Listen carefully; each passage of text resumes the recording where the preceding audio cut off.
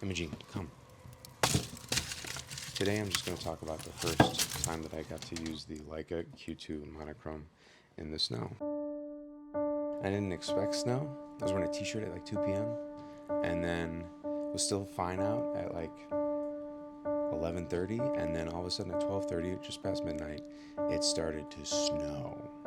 Why is it snowing? That's what we were all asking each other. Why is it snowing? Just like an all caps emotion, you know?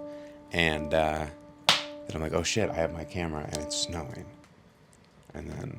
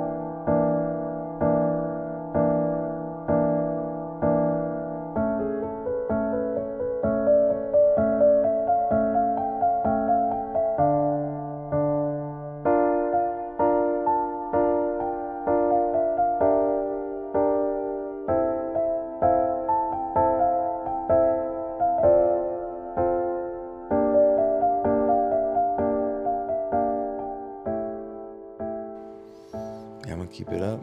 I'm gonna keep taking pics. Oh, and also, I got a really good one of Imogene yesterday morning. Can you go woo woo? Woo woo. Woo woo. She got woo woo. Alright, I'll give you another chip.